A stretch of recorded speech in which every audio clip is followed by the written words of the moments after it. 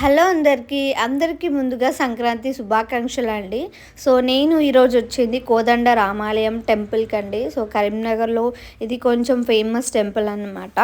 So, ఇక్కడికి నేను వచ్చి 1 ఇయర్ అవుతుందండి. సో, పోయిన ఇయర్‌లో నేను సంక్రాంతి రోజే ఈ టెంపుల్‌కొచ్చాను. సో, తర్వాత ఇప్పుడొచ్చాను. సో, 1 ఇయర్ అవుతుందనమాట. సో, ఇదే టెంపుల్ అండి.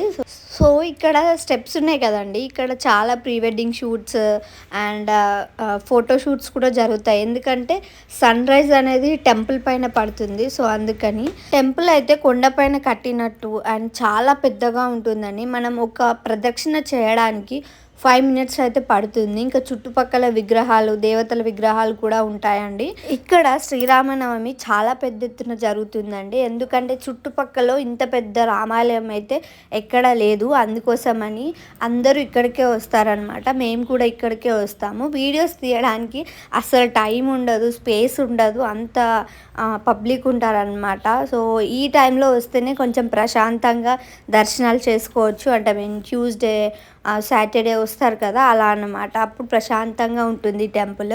మేము ఈ టెంపుల్‌కి అనుకోకుండానే వచ్చామండి. యాక్చువల్‌గా నాకు 1 ఇయర్ అవుతుందని గుర్తులేదు. సో, మేము టెంపుల్ దర్శనం చేసుకుంటున్నప్పుడు మనకి గూగుల్ గ్యాలరీలో వస్తది కదా! 1 ఇయర్ అవుతుంది అని చెప్పేసి. అలా వచ్చిందనమాట. సో, నేను సర్ప్రైజ్ అయిపోయి 1 ఇయర్ అవుతుందా అని చెప్పేసి. అండ్ మేము దర్శనం చాలా బాగా చేసుకున్నాము. అండ్ కిందికొచ్చేసినాక ఇక్కడ గార్డెన్ ఏరియాలో కొన్ని ఫోటోస్, వీడియోస్ అయితే తీసుకున్నానండి. ఇక్కడ పక్కనే 2 ఆవులున్నాయండి. ఇంకా వాటికి నేను అరటి పండ్లు అక్కడే తీసుకొని ఇంకా తినిపిస్తున్నాను. టెంపుల్ అడ్రస్ అందరికీ తెలిసే ఉంటుంది. తెలియని వాళ్ళ కోసం చెప్తున్నాను. సో, తీగలగొట్టపల్లి టు కరీంనగర్ వెళ్ళే వాళ్ళకి అయితే మధ్యలో రామాలయం టెంపుల్ వస్తుందండి.